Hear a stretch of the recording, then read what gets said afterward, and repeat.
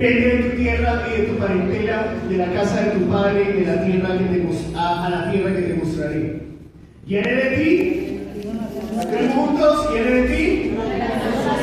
Una gran nación, grande, y te bendeciré y engrandeceré tu nombre, y serás bendición.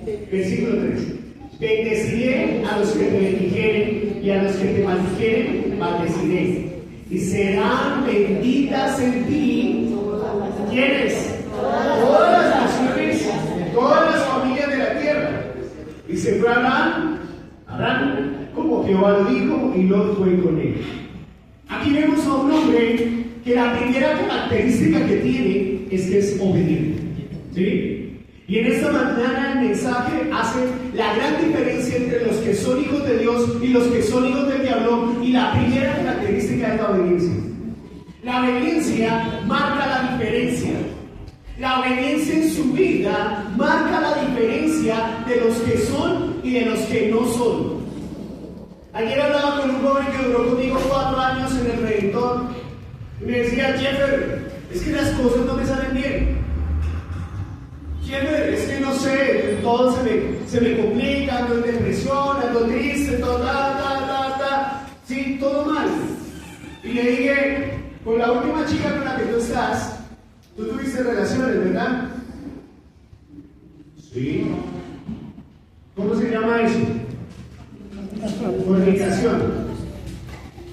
No hay bendición sin condición. La obediencia es cuando yo me pongo de acuerdo con Dios, que en el griego significa homologueo, y me pongo de acuerdo con Dios en pensar como Dios piensa, sentir como Dios siente y actuar como Dios actúa.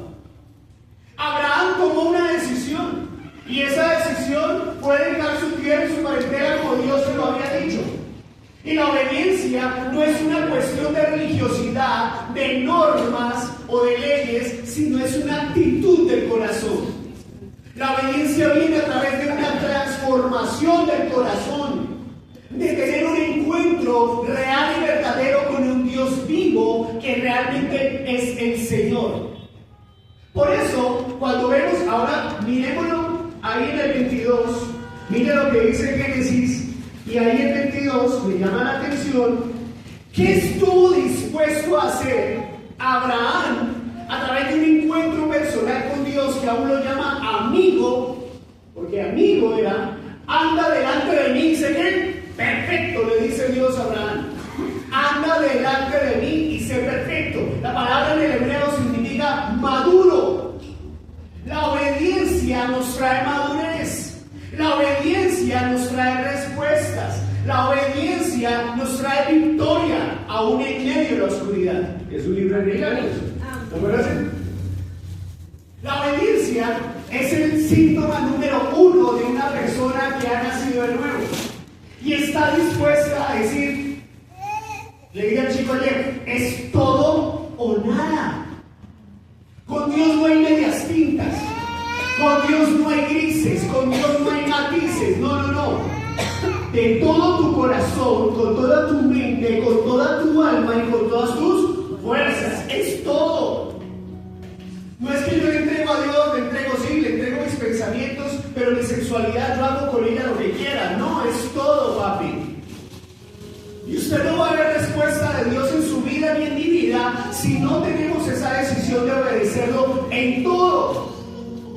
Deuteronomio 5:29 dice la escritura: ¿quién diera? Dice Dios, después de entender que era un pueblo que le dijo: sí, haremos, iremos, proclamaremos, daremos. Y el pueblo le decía unas palabras de boca para afuera, pero en realidad el pueblo estaba lejos, su corazón estaba lejos de Dios. Y en Deuteronomio 5:29 le dice: ¿quién diera? ¿Quién diera que tuviesen tal corazón? Que me temiesen y que guardasen todos los días todos mis mandamientos, para que a ellos y a quién más les fuese bien. ¿Para cuándo? Para siempre. Es todo. Pero el pensamiento que tenían los fariseos en Juan 8 era un pensamiento cegado espiritualmente, un pensamiento natural. Y el hombre natural no entiende las cosas que son del Espíritu de Dios, porque para él son locura, porque solamente se hace entender de discernir espiritualmente. Y es triste, y duele. Y yo me imagino a Jesús tratando una y otra vez de mostrarles que Él era el camino, que Él es la verdad, que Él es la vida. Yo soy la luz del mundo, yo soy el pan de vida, yo soy la resurrección y la vida. Yo soy, y venimos viendo cada una de estas palabras que inundan nuestro corazón, pero cuando hay una ceguera espiritual no lo van a entender. Cuando hay una religiosidad y una apariencia donde parecemos que somos creyentes, parecemos que somos discípulos, parecemos que somos hijos de Dios, pero tenemos una conducta que no está fundamentada en la obediencia, somos mentirosos. Y la verdad no está en nosotros. Por eso es tan importante en esta mañana entender qué estamos dispuestos a hacer. Porque ellos en Juan capítulo 8 están apelando a Abraham. Pero si miramos el 22, que Génesis dice acá, aconteció después de estas cosas que probó Dios a Abraham. Tu fe, mi fe, tiene que ser probada. Tiene que ser refinada como el oro. Y como dice el profeta, aunque la higuera no florezca, aunque la vid no dé sus frutos, aunque la majada no dé rebaño, con todo yo que te alabaré. Vemos una iglesia primitiva que la marca principal es la llenura del Espíritu Santo y recibieron poder para testificar en Judea, Samaria, en Jerusalén y hasta los fines de la tierra. Pero para que eso se cumpliera tuvo que haber persecución. Fueron dispersados, fueron perseguidos, fueron vituperados, fueron realmente sacrificados. O sea, la obediencia con Cristo es todo o nada. Y estar dispuestos a testificar, a predicar y a morir. Dios le está pidiendo algo a Abraham y le está diciendo algo maravilloso y dice, tú me lo diste, pero ahora está diciendo, toma ahora tu hijo, tu único Isaac, a quien amas, y vete a tierra de Moriah y ofrécelo allí en holocausto sobre uno de los montes que yo te diré. Y Abraham se levantó muy de mañana y enarbaló su asno y tomó consigo 2 siervos suyos, a Isaac su hijo, y cortó leña para el holocausto y se levantó y fue al lugar que Dios le dijo. Al tercer día alzó Abraham sus ojos y vio el lugar de lejos. Entonces dijo Abraham a sus siervos, espera aquí con el asno, y yo y el muchacho iremos hasta allí. ¿Y qué cosa? Adoraremos y volveremos a vosotros. Tengo algunas notas acerca de la diferencia y de lo que marca la diferencia entre ser un hijo de Dios y ser un hijo del diablo. Y el primer punto es que celebra la presencia de Dios. ¿Tome nota de eso? Los hijos de Dios celebramos la presencia de Dios, y eso da como resumen la adoración. La adoración es la obediencia de un corazón dispuesto a decir que no se haga mi voluntad, sino la tuya. Y en medio de una generación perversa, en medio de la oscuridad, en medio de la religiosidad, en medio de tantas propuestas, el decir no y marcar la diferencia cuesta. Porque es someter nuestra carne, es someter lo que pensamos, someter lo que sentimos a la voluntad del Rey, a la voluntad de aquel que nos tomó, aquel que nos compró por un precio de sangre. Celebramos la presencia de Dios. Y cuando está la presencia de Dios en nuestras vidas, nos damos cuenta de que nada le podemos ocultar, de que todo está expuesto ante los ojos de Jehová. Y de que la obediencia es esa disposición del corazón a decir, Señor, tú lo sabes todo de mí, ayúdame, límpiame, sáname, restáurame, purifícame. Te adoro, Señor. Y no se trata de lo que yo canto, se trata de lo que yo hago. Porque celebramos la presencia de Jehová, a diferencia de aquellos que hacen su propia voluntad. Por eso en Juan 8 está diciendo a Jesús: oiga, ustedes son hijos del diablo, porque los deseos de vuestro padre queréis hacer. Porque eres homicida, padre de mentira, desde el principio. 2. Comunica la palabra de Dios. Y creo que tengo unas imágenes de ayer. Y comunicar la palabra de Dios nos habla de la gran comisión. Y nos habla de estar evangelizando. ¿Las tienes ahorita? Nos habla de estar evangelizando, nos habla de estar hablando. ¿Sí? ¿Hablando de quién? De la palabra de Dios, de la presencia de Cristo, un hijo de Dios. Dice de Jeremías que quise callar, no quise hablar más. A este pueblo rebelde, a este pueblo contumaz, a este pueblo no quise más hacerlo, no quería más, quería callarme. Pero un hijo de Dios tiene un fuego en su corazón, tiene una pasión por predicar la palabra, por hablar de aquel amor de mi amigo que me salvó. Imperiosa es necesidad predicar la palabra a tiempo y fuera de tiempo. La obediencia marca la diferencia a través de la abundancia del corazón habla la boca, y que en nuestro interior tienen que correr ríos de agua viva. No se trata de lugares, se trata de las personas que han creído y han recibido un mensaje y viven en la presencia de Dios en plena y total adoración, y ahora comparten la palabra de Dios a otros. Y la comparten, cueste lo que cueste. Porque Abraham inmediatamente se levantó y fue y lo hizo. ¿Y qué pasó? Tomó una decisión en su corazón que mató. Él ya lo había matado. Ya había matado a Isaac. Cuando levantó el cuchillo, ya Isaac estaba muerto. Porque lo había matado ¿en dónde? En su mente, en su corazón. Yo sé que tú me lo diste. Pero así como tú me lo diste, yo también conozco que tú eres poderoso aún para levantarlo entre los muertos. La palabra de Dios es viva y es eficaz. Dios no es hijo de hombre para mentir, ni hijo de hombre para arrepentirse. Lo que Dios dice lo cumple. Por eso tú y yo tenemos que proclamar la palabra de Dios en donde sea. ¿Lo tenemos? ¿Ya la escucharon? Ya pasó. Maluco, enfermo, lo que usted quiera.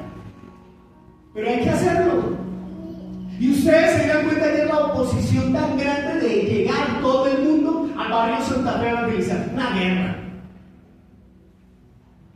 Perdónenme la expresión, churriento, enfermo, maluco. ¿Sí? Me llevó un amigo en una moto y esa moto tenía un cojín.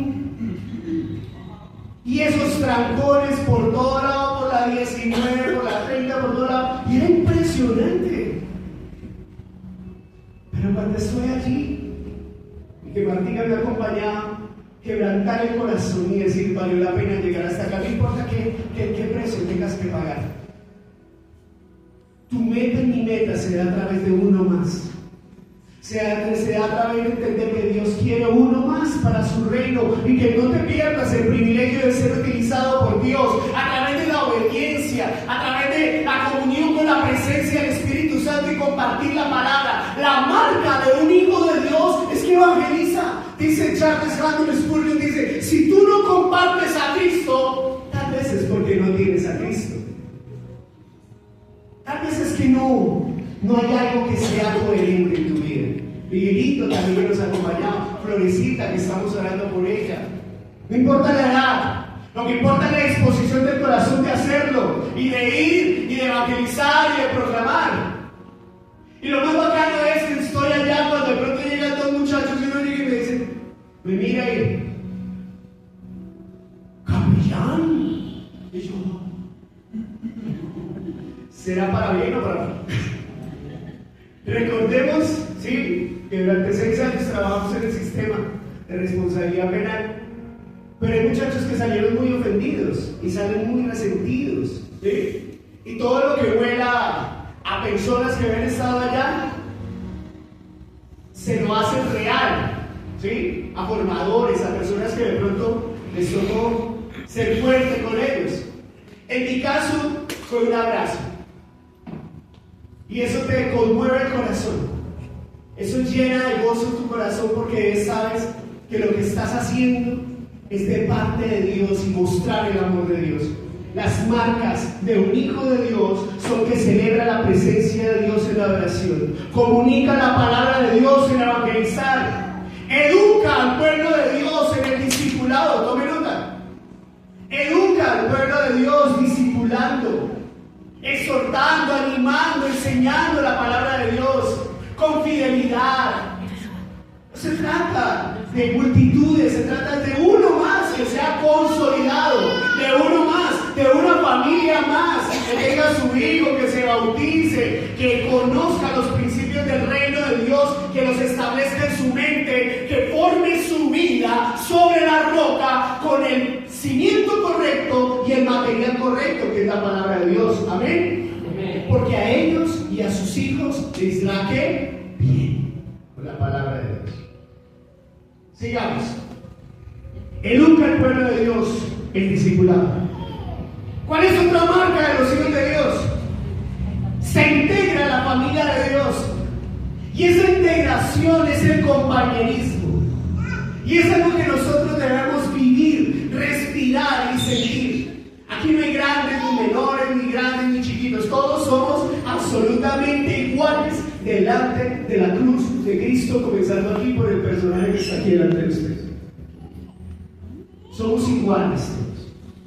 Y delante de la cruz de Cristo tenemos cada uno que rendir cuentas de aquel que nos tomó y aquel que nos llamó para vivir una vida nueva y para caminar con Él y marcar la diferencia como hijos de Dios. ¿Quién lo cree? Yo lo creo. Pero la comunión se tiene que sentir y tiene que vivirse. Qué rico verte hoy, Ruby. Mira desde dónde viene Ruby. Pero es delicioso verla. Es delicioso verlos a Miguelito, que estuvo toda la semana internado en la clínica. A cada uno de ustedes verlos un domingo es maravilloso. ¿Por qué? Porque durante la semana vivimos diferentes batallas, como dijo Isaín. ¿A quién no le costó esta semana cosas? Pero hoy venimos a celebrar la presencia de Dios y el poder de Dios. Integrar a la familia de Dios, y eso nos habla de compañerismo. ¿Y saben que el compañerismo nos lleva a la compasión? A sentir las necesidades del otro. Cuando vemos la iglesia primitiva, decían que todos tenían todo en común. Y estaban juntos en armonía. Y disfrutaban de la presencia de Dios y de ver el milagro de Dios. Porque todos son uno, y usted y yo somos uno en Cristo. Somos parte de un cuerpo. Y cuando somos hijos de Dios, entendemos que ya no vivimos para nosotros mismos, sino que vivimos para otros. El domingo pasado arrancamos con el equipo, con David, con Jessica, con Alexandra. ¿Quién más fue? Danielito. Y yo les dije cuando estábamos almorzando, esta noche vamos a terminar en la cárcel. ¿Sí o no? Pónganle cuidado y verán que esta noche en Ibagué vamos a terminar en la cárcel. Sí, terminamos en la cárcel. En una cárcel de menores, pero no es cárcel de menores, es un lugar de prevención, es un lugar de oportunidad, donde los jueces ven que es su primer delito, entonces lo que hacen con ellos es decirle, te voy a dar una sanción. Y esa sanción es que vas a estar 1 año privado de tu libertad. Y vas a tener que estudiar y vas a tener que hacer cosas en las cuales se vea genuino arrepentimiento y cambies tu manera de pensar para que cambies tu manera de actuar. El tipo es evangelista, ese juez. Cambia de conducta. Y allí terminamos en la noche, llegamos todos sin avisar nada, sin decir nada, pero todo Dios se la había emparejado para llegar al momento justo, en el tiempo justo y poderles compartir los mensajes a sus chicos. 14 vidas divinos, niños de 14 años, 13, 14, 15 y 16 años. Y qué bonito es entender que el que es hijo de Dios toma decisiones en obediencia a Dios. Y es la obediencia que nos trae. Tengo un video para ustedes en esta mañana Ponlo ahorita en el video que tenemos ahí. Y es para que nos examinemos y nos demos cuenta si tal vez seamos creyentes o somos discípulos. ¿No está saliendo?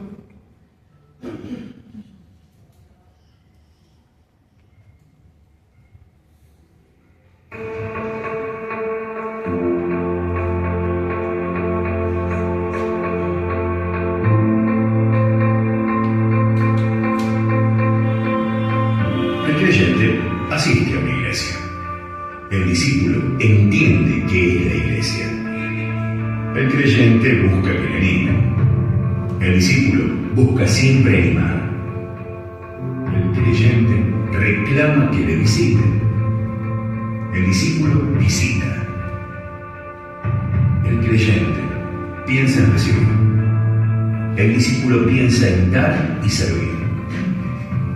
El creyente murmura y reclama. El discípulo obedece y actúa.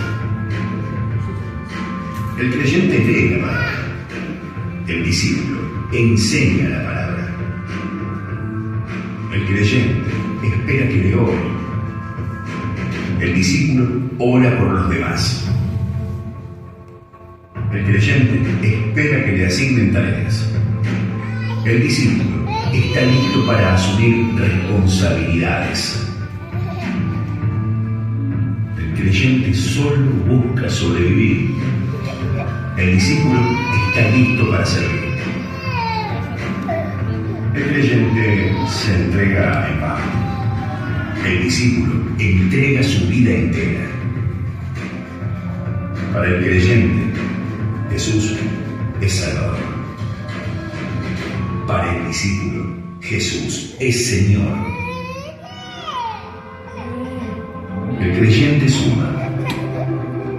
El discípulo multiplica. Los creyentes son revolucionados por el mundo. Los discípulos revolucionan. El creyente tiene como meta llegar al cielo.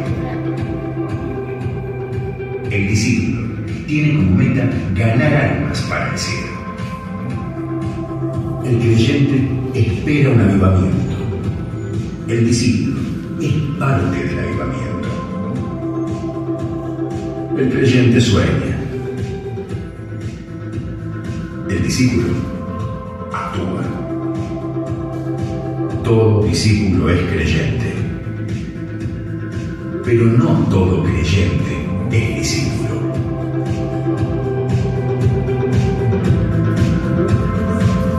¿Vos sos creyente o discípulo? ¿Qué querés ser? ¿Qué queremos ser nosotros? Y quiero invitarlos a Juan capítulo 8, versículo 37, 39, donde dice Juan 8, 39 al 47. ¿Listo? Vamos a prender la luz de esa punta. Miremos lo que dice Juan, capítulo 8, versículo 39 al 47, dice, respondieron y le dijeron, nuestro padre es Abraham. Jesús le dijo, si fueses hijos de Abraham, las obras de Abraham haríais. ¿Qué obra de Abraham hizo Abraham? ¿Qué hizo Abraham delante de Dios? ¿Cuál fue la primera? Obediencia. Estuvo dispuesto a todo por el todo delante de Dios. Y miren lo interesante. Pero ahora procuráis matarme a mí.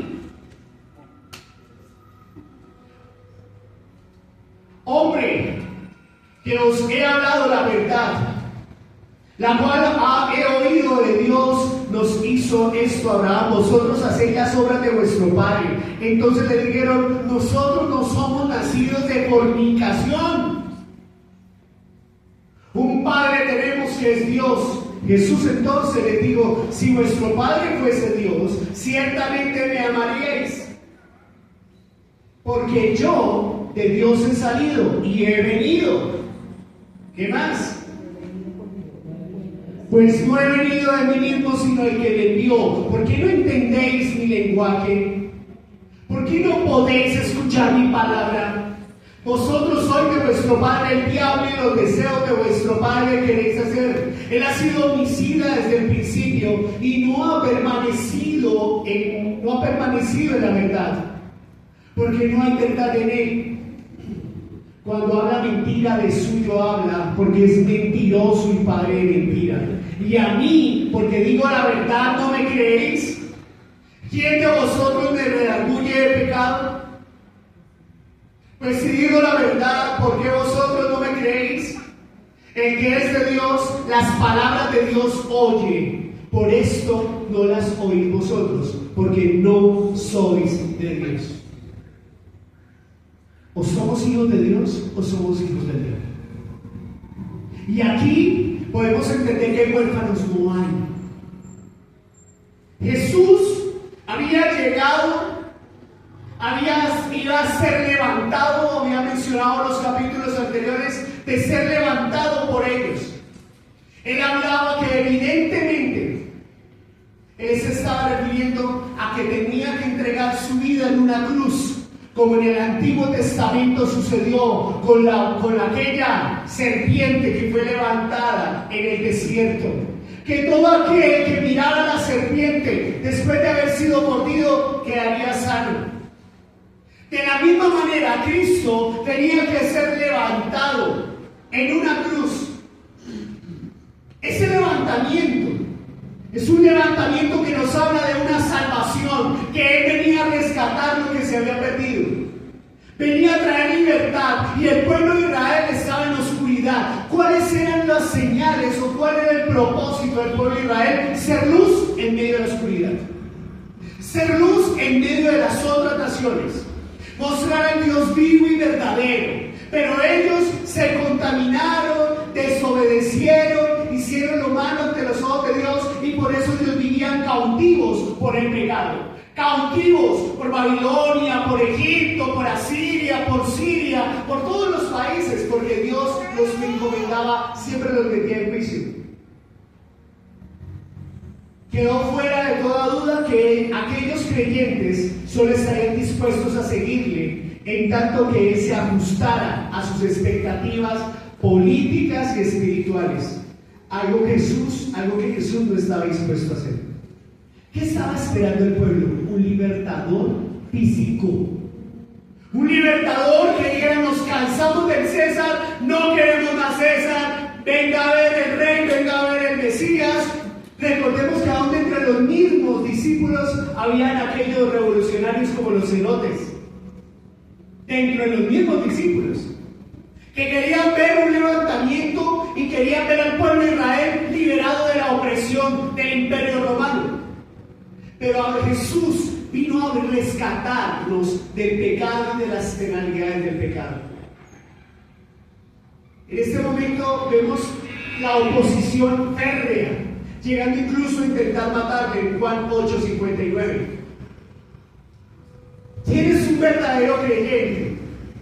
Porque es cierto, te digo, que Jesús, a quienes Él ha llamado, Él ha tomado autoridad para que fueran llenos del Espíritu Santo. Ellos refutaban y decían que nuestro padre es Abraham. Vemos entonces que Jesús irritaba nuevamente a los judíos, que rápidamente respondieron volviendo a afirmar que eran descendientes de Abraham, lo que según ellos implicaba necesariamente ser también hijos de Dios.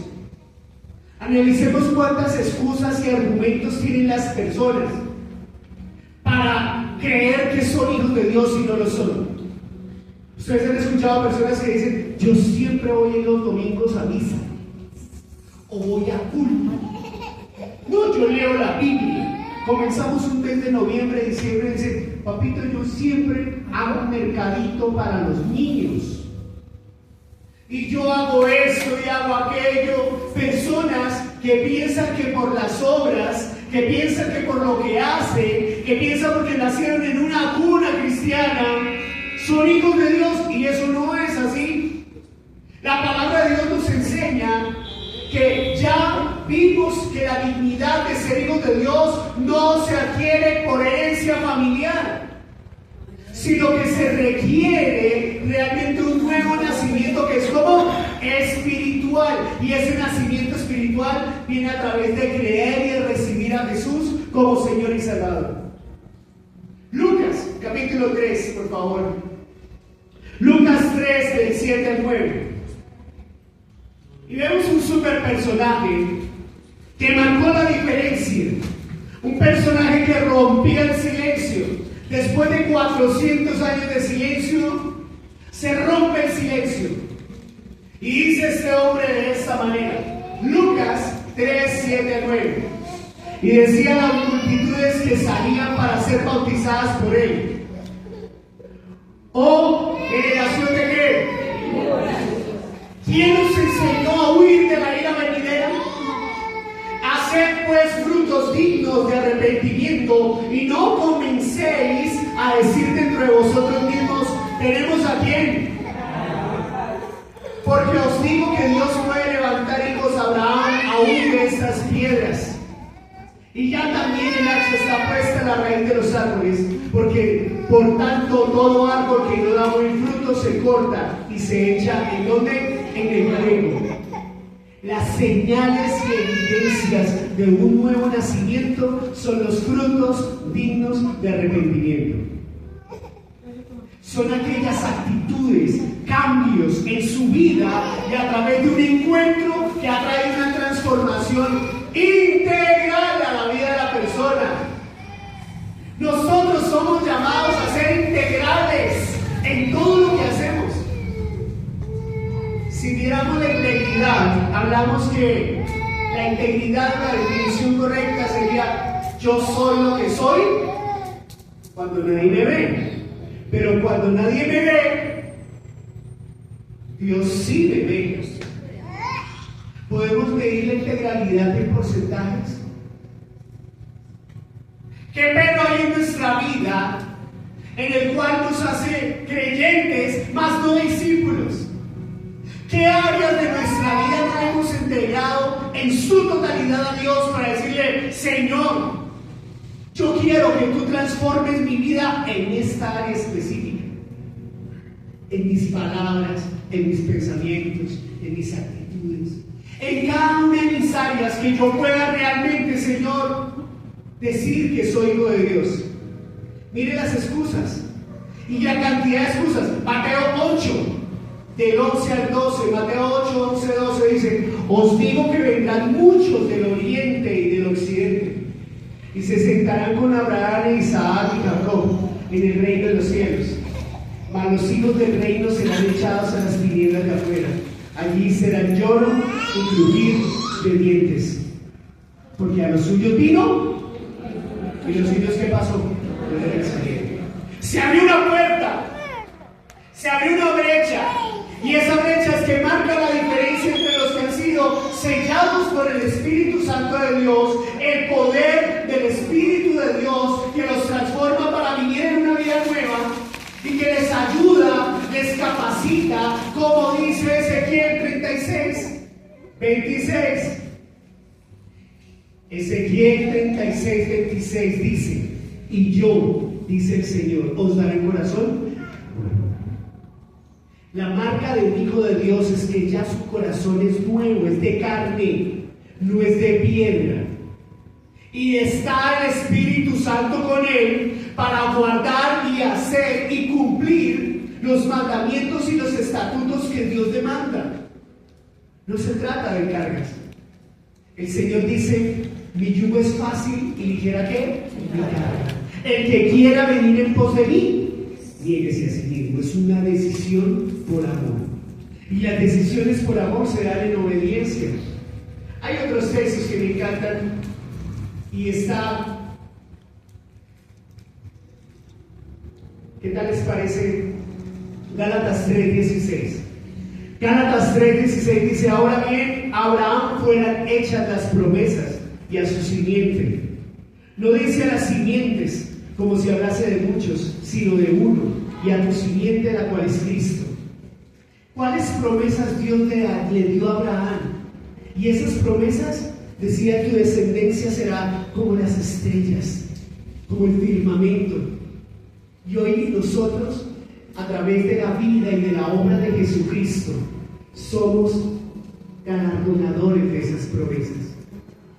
de esas bendiciones que nos alcanzaron a través de creer y de recibir a Jesús como Señor y Salvador. ¿Quién lo cree? ¿Amén? Amén. Juan 8:40 dice: pero ahora procuráis matarme a mí, hombre que os he hablado la verdad, la cual he oído de Dios. Y dice: ¿no hizo esto Abraham?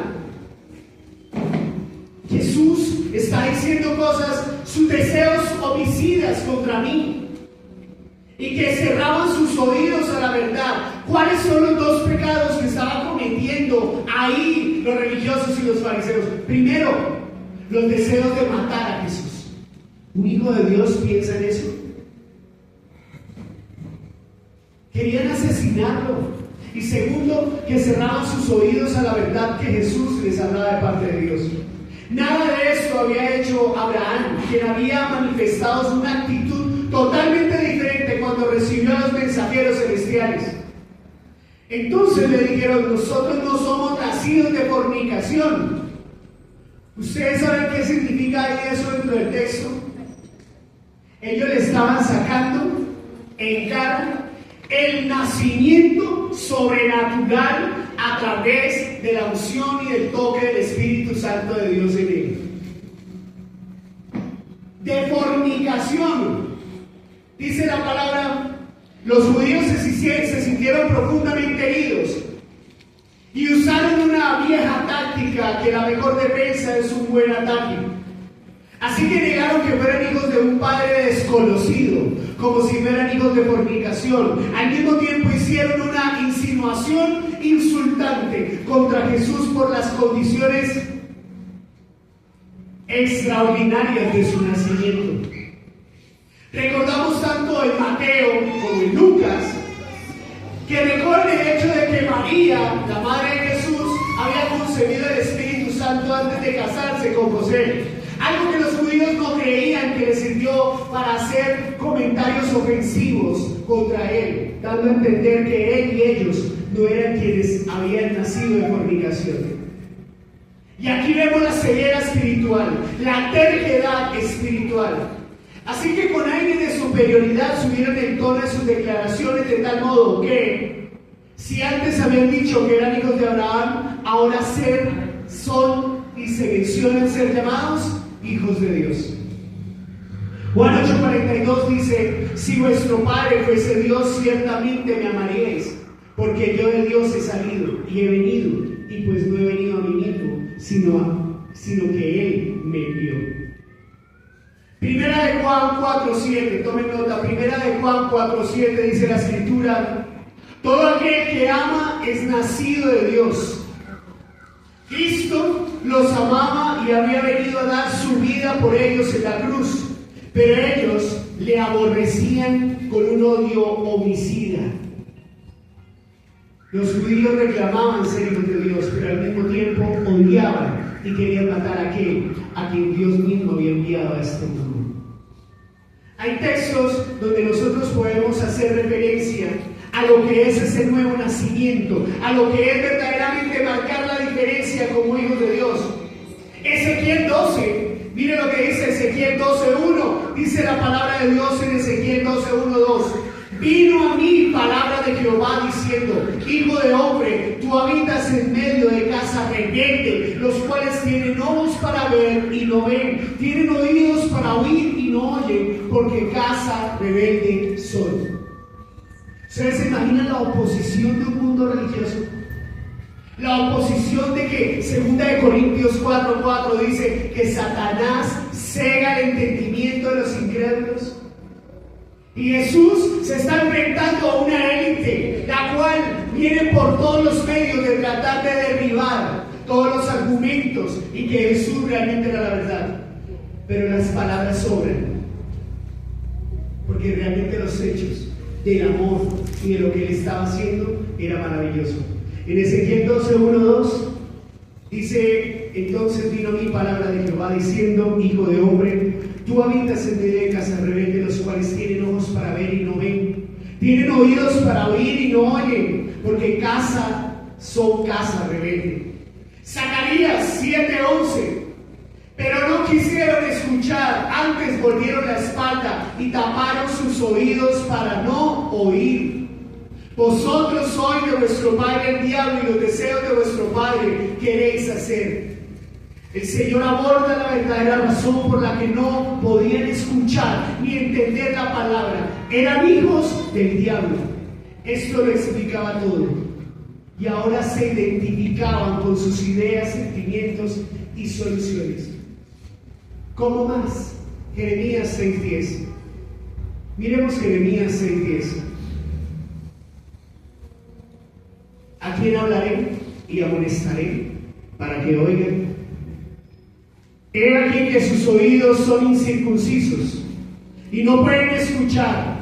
He aquí que la palabra de Jehová les es vergonzosa. No la aman. No la aman. Groseramente gente inmoral. Era gente religiosa que en sus muchos casos gozaban del respeto de sus conciudadanos. Personas que al menos extremadamente vivían de forma piadosa, aparentemente, y se esforzaban en cumplir con su religión. Iban constantemente al templo, hacían ayunos y oraciones, leían su Antiguo Testamento. Sin embargo, Jesús afirmó que eran hijos del diablo. Qué gran paradoja vivimos hoy. ¿Cuántas veces a lo largo de la historia los peores enemigos de la causa de Cristo han surgido dentro de la llamada cristiandad? Él ha sido homicida desde el principio. Yo traje algo hoy para ir cerrando esto. ¿Alguien conoce a Jerónimo Sabonarola? ¿Cómo marcar la diferencia en medio de una generación perversa?